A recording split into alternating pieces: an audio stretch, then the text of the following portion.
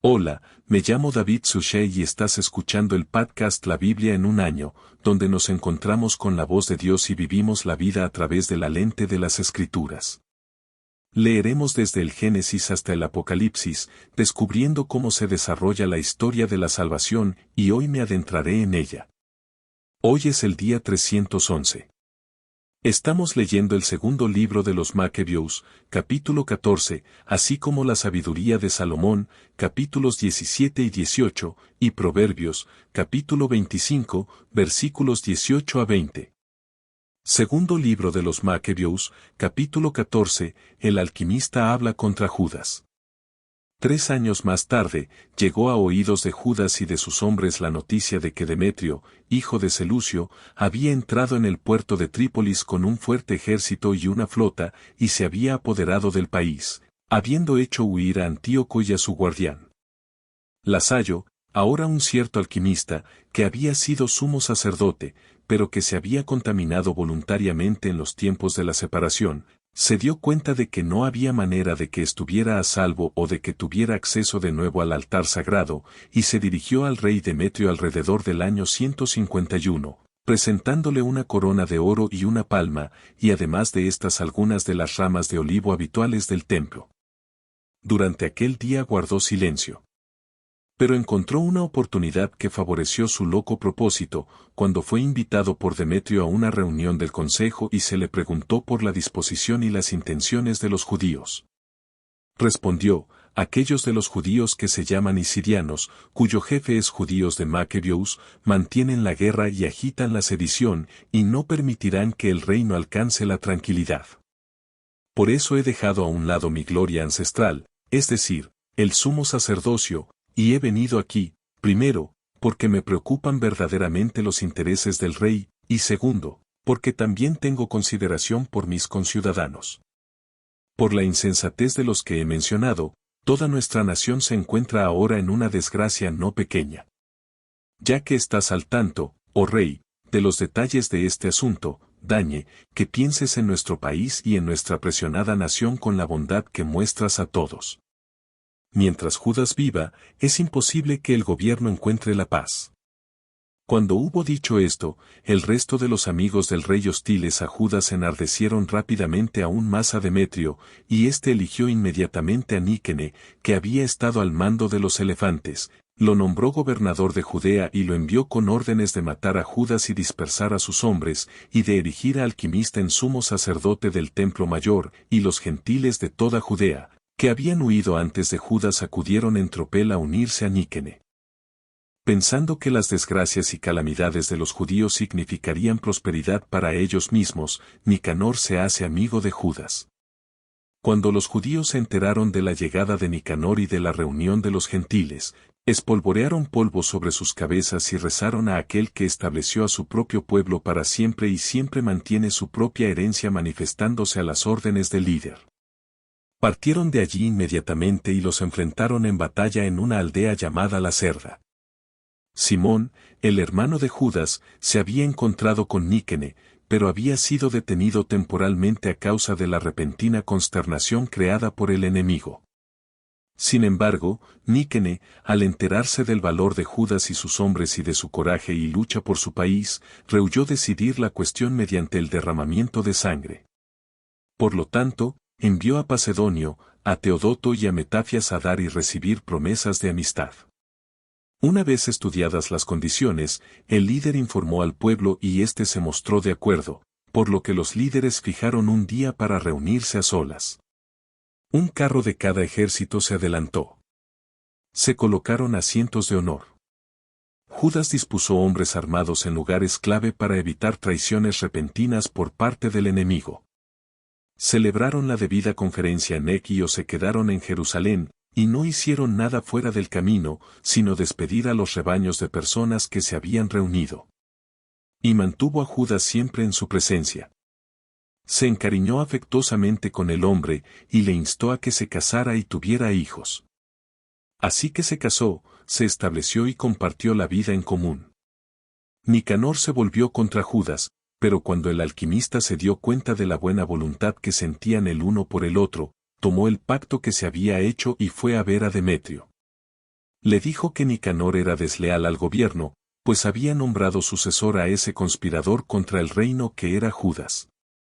El rey, excitado y provocado por las falsas acusaciones de aquel depravado, escribió a Nicanor, manifestándole que estaba disgustado con el pacto, y ordenándole que enviara sin demora a Macabias a Antioquía como prisionero. Cuando este mensaje llegó a Nicanor, se sintió preocupado y apenado por tener que anular su acuerdo cuando el hombre no había hecho nada malo. Como no era posible oponerse al rey, buscó una oportunidad para lograrlo mediante una estratagema. Pero Macabias, al notar que Nicanor era más austero en su trato con él y que lo recibía con más rudeza de lo que había sido su costumbre, concluyó que esta austeridad no provenía de los mejores motivos. Así que reunió a no pocos de sus hombres y se ocultó de Nicanor. Cuando éste se dio cuenta de que había sido astutamente burlado por el hombre, fue al gran y sagrado templo mientras los sacerdotes ofrecían los sacrificios acostumbrados, y les ordenó que entregaran al hombre. Y cuando declararon bajo juramento que no sabían dónde estaba el hombre a quien buscaban, extendió la mano derecha hacia el santuario e hizo este juramento: si no me entregáis a Judas como prisionero, arrasaré este recinto de Dios y derribaré el altar, y construiré aquí un espléndido templo a Dionisio. Dicho esto, se marchó. Entonces los sacerdotes extendieron las manos hacia el cielo e invocaron al constante defensor de nuestra nación. Con estas palabras, oh Señor, de todos los que nada necesitan, te complaciste en que hubiera entre nosotros un templo para tu morada. Así que ahora un santo, un Señor de toda santidad, mantén sin mancha para siempre esta casa que ha sido tan recientemente purificada. Rasis muere por su país. Un tal Rasis, uno de los ancianos de Jerusalén, fue denunciado a Níquene como hombre que amaba a sus conciudadanos, y era muy bien considerado, y por su buena voluntad era llamado padre de los judíos. Por tiempos delatores, cuando no había mezcla con los gentiles, había sido acusado de judaísmo, y por el judaísmo había arriesgado con todo celo el cuerpo y la vida. Níquen, o queriendo exhibir la enemistad que tenía por los judíos, envió más de 500 soldados para arrestarlo, pues pensaba que arrestándolo les haría un daño. Cuando las tropas estaban a punto de capturar la torre y forzaban la puerta del patio, ordenaron que se trajera fuego y se quemaron las puertas. Al verse rodeado, Rasis cayó sobre su propia espada, prefiriendo morir noblemente antes que caer en manos de pecadores y sufrir ultrajes indignos de su noble cuna. Pero en el fragor de la lucha no acertó exactamente, y la multitud se precipitaba ahora por las puertas. Corrió valientemente hacia el muro y se arrojó varonilmente contra la multitud. Pero cuando se retiraron rápidamente, se abrió un espacio, y él cayó en medio del espacio vacío, todavía vivo, y se levantó como una llama de ira, y aunque su sangre brotaba y sus heridas eran graves, corrió a través de la multitud, y de pie sobre una roca escarpada con su sangre ya completamente drenada de él, se arrancó las entrañas, las tomó con ambas manos, y las arrojó a la multitud, invocando al Señor de la vida y el Espíritu para que se las devolviera de nuevo. Esta fue la forma de su muerte, la sabiduría de Salomón, capítulo 17. La plaga de las tinieblas y de la muerte. Grandes son sus juicios, y difíciles de describir. Por eso las almas sin instrucción se han extraviado. Porque cuando los hombres sin ley suponen que tienen en su poder a la nación santa, ellos mismos yacen como cautivos de las tinieblas, y prisioneros de larga noche encerrados bajo sus techos, exiliados de la providencia eterna.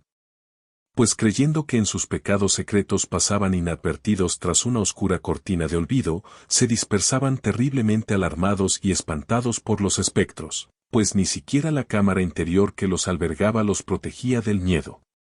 Pero a su alrededor resonaban sonidos aterradores y aparecían tétricos fantasmas de rostros sombríos, y ningún poder del fuego era capaz de alumbrar. Ni las brillantes llamas de las estrellas servían para iluminar aquella noche odiosa. Nada brillaba para ellos excepto un espantoso fuego que se encendía a sí mismo, y aterrorizados consideraban que las cosas que veían eran peores que esa apariencia invisible. Las ilusiones de su arte mágico quedaron humilladas, y su presumida sabiduría fue desdeñosamente reprendida. Pues aquellos que prometían ahuyentar los temores y desórdenes de un alma enferma, estaban ellos mismos enfermos de ridículo miedo, pues aunque nada inquietante los asustaba. Sin embargo, asustados por el paso de las fieras y el siseo de las serpientes, perecían en tembloroso temor, negándose a mirar siquiera al aire, aunque en ninguna parte pudiera evitarse. Porque la maldad es una cosa cobarde, condenada por su propio testimonio, angustiada por la conciencia, siempre ha exagerado las dificultades. Pues el miedo no es otra cosa que la renuncia a las ayudas que provienen de la razón y a la expectativa interior de ayuda. Siendo débil prefiere la ignorancia de lo que causa el tormento. Pero durante toda la noche, que en realidad fue impotente, y que los acosó desde los recovecos del impotente Hades, todos durmieron el mismo sueño. Y ahora nos acosan espectros monstruosos, y ahora nos paralizan sus almas. Ríndanse porque el miedo repentino e inesperado los abrumó, y quienquiera que estuviese allí cayó, y así quedó encerrado en una prisión no hecha de hierro. Pues ya fuera labrador, pastor u obrero que trabajaba en el desierto, era apresado y soportaba el destino ineludible. Pues con una sola cadena de tinieblas estaban todos atados. Tanto si llegaba un viento silbante, o un melodioso sonido de pájaros y ramas extendiéndose, o el ritmo del agua corriendo violentamente, o el áspero estruendo de rocas arrojadas, o la carrera invisible de animales saltando, o el sonido de las bestias más salvajes rugiendo, o un eco lanzado desde una hondonada de las montañas. Los paralizaba de terror, porque el mundo entero estaba iluminado con una luz brillante y se dedicaba a un trabajo sin obstáculos, mientras que solo sobre aquellos hombres se extendía una pesada noche, imagen de las tinieblas que estaban destinados a recibirlos. Pero aún más pesadas que las tinieblas eran para ellos mismos. Capítulo 18. Pero para sus santos hubo una luz muy grande. Sus enemigos oían sus voces, pero no veían sus formas, y los consideraban felices por no haber sufrido. Y te agradecemos que a tus santos, aunque previamente agraviados, no les hagamos ningún agravio, y les pidamos perdón por haber estado en desacuerdo con ellos. Por eso proveíste una columna de fuego llameante como guía para el viaje desconocido de tu pueblo, y un hijo inofensivo para su glorioso deambular. Pues sus enemigos merecían ser privados de luz y aprisionados en las tinieblas. Aquellos que habían mantenido prisioneros a tus hijos a través de los cuales la luz imperecedera de la ley iba a ser dada al mundo, cuando habían resuelto matar a los infantes de tus santos, y un niño había sido expuesto y rescatado, en castigo te llevaste a una multitud de sus hijos, y los destruiste a todos juntos por un poderoso diluvio. Aquella noche fue dada a conocer de antemano a nuestros padres, para que se alegraran, asegurándoles el conocimiento de los juramentos en que confiaban. La liberación de los justos y la destrucción de sus enemigos eran esperadas por tu pueblo. Pues por el mismo medio por el que castigaste a nuestros enemigos, nos llamaste hacia ti y nos glorificaste. Pues en secreto los santos hijos de los hombres buenos ofrecían sacrificios, y de común acuerdo aceptaban la ley divina de que los santos compartieran por igual las mismas cosas, tanto las bendiciones como los peligros. Y ya cantaban las alabanzas de sus padres. Pero el grito discordante de sus enemigos resonó de nuevo, y su lastimero lamento por sus hijos se extendió por todas partes. El esclavo fue castigado con la misma pena que el amo, y el hombre común sufrió la misma pérdida que el rey. Y todos juntos, por la misma forma de muerte, tenían cadáveres demasiado numerosos para contarlos, pues los vivos no bastaban ni siquiera para enterrarlos, ya que en un instante sus hijos más preciados habían sido destruidos.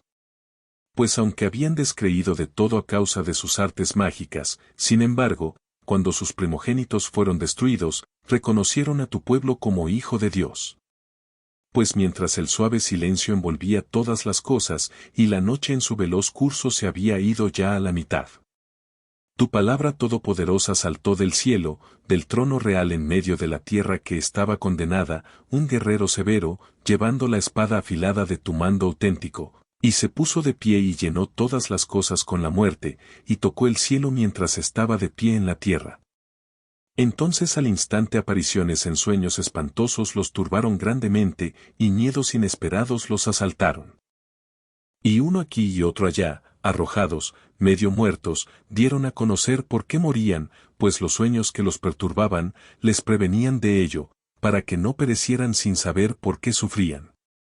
La experiencia de la muerte tocó también a los justos, y una plaga se abatió sobre la multitud en el desierto. Pero la ira no duró mucho, porque un hombre intachable se apresuró a actuar como su defensor. Presentó el escudo de su ministerio, la oración y la propiciación mediante el incienso. Resistió la ira y puso fin al desastre, demostrando que era tu siervo. Venció la ira no con la fuerza del cuerpo, ni con la fuerza de las armas, sino con su palabra. Sometió al castigador, apelando a los juramentos y pactos dados a nuestros padres. Pues cuando los muertos ya habían caído unos sobre otros amontonados, él intervino y contuvo la ira, y cortó su camino a los vivos. Pues en su larga túnica estaba representado el mundo entero, y las glorias de los padres estaban grabadas en las 4 hileras de piedras, y tu majestad en la diadema sobre su cabeza. A esto se dio el destructor los que temía, pues solo comprobar la ira bastaba. El libro de los Proverbios, capítulo 25, versículos 18 al 20, el hombre que da falso testimonio contra su prójimo es como un garrote de guerra, o una espada, o una flecha aguda. La confianza en un hombre infiel en tiempo de angustia es como un diente malo o un pie que resbala. El que canta canciones a un corazón apesadumbrado es como el que se quita una prenda en un día frío. Y como vinagre en una herida, Padre que estás en los cielos, te doy alabanza y gloria. Muchas gracias. Gracias por este día.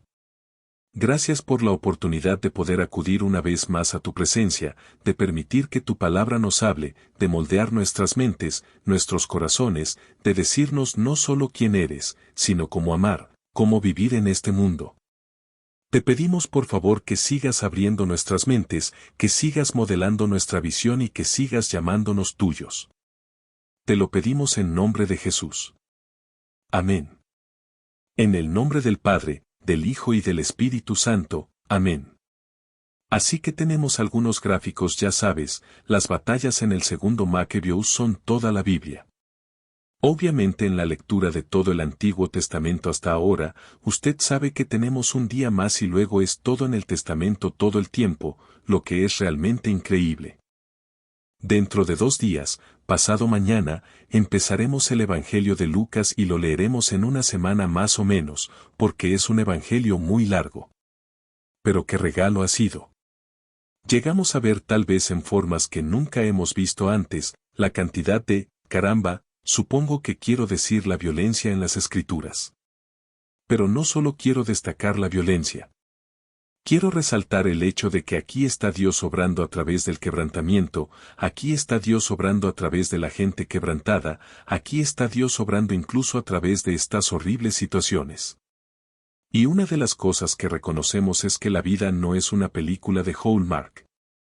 Ya he mencionado esto en el pasado, y sé que hay muchas personas que forman parte de esta comunidad que no son necesariamente de Occidente, no necesariamente de Norteamérica o de donde se pueda tener el canal Hallmark, pero la versión de película Hallmark del cristianismo, sí, lo es. Así que de lo que estoy hablando es que hay cosas llamadas películas Hallmark y películas Hallmark. Las cosas son muy limpias y un chico conoce a una chica, a la chica le gusta el chico, al chico le gusta la chica. Pero tienen algún tipo de tensión que los mantiene alejados el uno del otro. Y al final de la película, todo está bien y todos son felices. E incluso a veces el enemigo o la persona que intenta mantenerlos separados también encuentra la felicidad. Como todo está limpio, todo está pulcro, todo está arreglado y ordenado y lo reconocemos. Aquí está la Biblia, aquí está la historia de la vida en este mundo.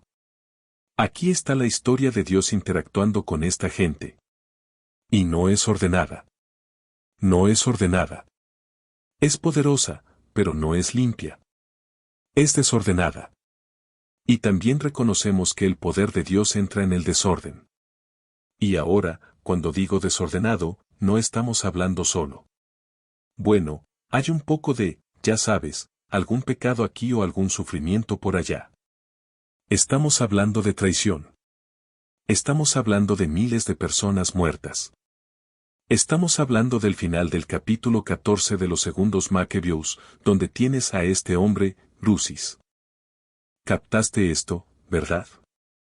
Trata de suicidarse cayendo sobre su espada para que no pudieran abusar de él. No funcionó muy bien, así que se arrojó desde lo alto, cayó al suelo en medio de la gente, todavía furioso. Esto es todavía vivo este es el verso 45, todavía vivo. Enardecido por la ira, se levantó y brotó sangre, y sus heridas eran graves. Corrió entre la multitud. Se arrancó las entrañas, las tomó con ambas manos y las arrojó a la multitud, invocando al Señor de la vida y del Espíritu para que se las devolviera de nuevo. Y lo siento mucho. Probablemente debería haber estado un poco alerta sobre esto también de antemano, pero solo este sentido de wow, que es muy gráfico y que es una manera muy horrible de morir. Y sin embargo, está en la Biblia. ¿Qué debemos hacer con esto? Y lo que debemos hacer de muchas maneras es que esta es la historia, esta es nuestra historia. Esta es la forma en que Dios está presente en escenarios locos como este. Esta es la forma en que Dios está presente, incluso en escenarios extraordinarios en los que pensaríamos, esto es de una película de terror. Porque es repugnante y horrible. Y sin embargo, aquí está Dios en algún lugar en medio de todo ello. Como en mi vida. Él está en medio de todo. Algunos días lo vemos más claro que otros. Algunos días lo sabemos con más certeza que otros. Pero cada día sabemos que es verdad, y es que pasamos a la sabiduría de Salomón, capítulo 17. Pareja y 18. Un par de cosas a destacar. El comienzo del capítulo 17 tiene esta línea. Dice esto. Dice por pensar que en sus pecados secretos no fueron observados. Detrás de una oscura cortina de olvido, estaban dispersos, terriblemente alarmados y espantados por espectros, pues ni siquiera la cámara interior que los albergaba los protegía del miedo. Y hay esta cosa de cómo pensar que en sus pecados secretos no eran observados. ¿Cuán a menudo existe esa realidad de los pecados secretos? ¿Cuántas veces existe esa realidad de que nos sentimos tentados a darnos un pase? Porque sí. Nadie sabe de esto. Aquí hay anonimato. Hay una cierta idea de que esto no hace daño a nadie. No es observado. Nadie se enterará. Pero la realidad, por supuesto, es cuando caminamos en la verdad, cuando caminamos en la sabiduría de nuevo, toda la sabiduría de Salomón, nos dimos cuenta que no hay tal cosa como pecados secretos. No hay tal cosa como una vida que no es observada o que es olvidada. Dice, habla de esta oscura cortina de olvido, como que no, eso no existe. Y hay algo tan poderoso en esto para convencernos cuando estamos sentados y para confortarnos cuando estamos tratando de caminar en justicia, para convencernos cuando estamos en pecado. Poder decir, bien, Señor, tú estás presente aquí, Señor Dios, tú ves estas cosas y hay justicia. Pero también tener esa palabra de consuelo, esa palabra de seguridad, estamos tratando de luchar por la justicia, que no hay virtud secreta tampoco. Si no hay pecados secretos, tampoco hay virtud secreta, y reconocemos o simplemente intentamos la virtud. El hecho de que tú y yo estamos tratando de seguir al Señor, estamos tratando de pertenecerle, se ve. Él lo sabe. El Señor Dios se preocupa porque tú importas. Incluso tu intento importa. Pero cuando tenemos el pecado secreto al final del capítulo 17, habla de esto. Dice mientras que sobre esos hombres solos la noche pesada era. Así que esto está hablando en el reino de Egipto, donde el pueblo de Dios fue esclavizado. Y había esa sección, recuerde, donde la oscuridad vino sobre, donde los egipcios vivieron, pero todavía había luz donde los hebreos vivieron. Eso es esto. Dice bien sobre esos hombres solos la noche pesada se extendió, ¿correcto? Así que sobre los egipcios se extendió la pesada noche, una imagen de la oscuridad que estaba destinada a recibirlos, esa poderosa poesía, pero aún más pesada que la oscuridad eran ellos para sí mismos. Cielos, sobre esos hombres solo se extendió la pesada red, una imagen de la oscuridad que estaba destinada a recibirlos. aún más pesada que la oscuridad. Eran para sí mismos porque pertenecían a dioses falsos, porque habían conspirado para matar a los primogénitos, a los varones de todos los judíos, a los varones de todos los padres hebreos. Eran tinieblas más pesadas que las tinieblas. ¿Eran para ellos mismos? Continúa en el capítulo 18, versículo 1, pero para tus santos hubo luz muy grande. De nuevo, habla del pueblo judío siendo liberado básicamente por la venganza de Dios, por su justicia de la esclavitud en Egipto a través de todo el siguiente capítulo, el capítulo 18, ya sabes, estamos casi al final. Nos queda un capítulo en Macabeos. Nos queda un capítulo en el libro de la sabiduría de Salomón. Pero está esta última nota en el capítulo 18. Esto es increíble. Capítulo 18, versículo 14, esto es. Te invito a que vuelvas a tus escrituras y subrayes esto por un rato. Un suave silencio envolvió todas las cosas. Esto se refiere a la noche de la destrucción de los primogénitos. Porque mientras el suave silencio envolvía todas las cosas y la noche en su veloz curso se había ido a la mitad. Tu palabra todopoderosa saltó del cielo, del trono real en medio de la tierra que estaba condenada. Un guerrero severo que llevaba la espada afilada de tu comando auténtico, y estaba parado y llenó todas las cosas de muerte y tocó el cielo mientras que estaba parado en la tierra. Esta es la justicia de Dios, ¿verdad? Esta es la justicia de Dios sobre los egipcios que habían matado a todos los varones nacidos del pueblo hebreo. Pero también hay una profecía aquí, ¿verdad? Siempre pienso en la Navidad. Esta es la Natividad. Porque mientras el suave silencio envolvía todas las cosas y la noche en su veloz curso ya había pasado la mitad. En medio de la noche tu palabra todopoderosa, el Verbo hecho carne saltó desde el cielo, desde el trono real en medio de la tierra que estaba condenada. Un severo guerrero que portaba la afilada espada de tu auténtico mando. Y se paró, y ahí dice y se paró y llenó todas las cosas de muerte y tocó el cielo mientras estaba parado en la tierra.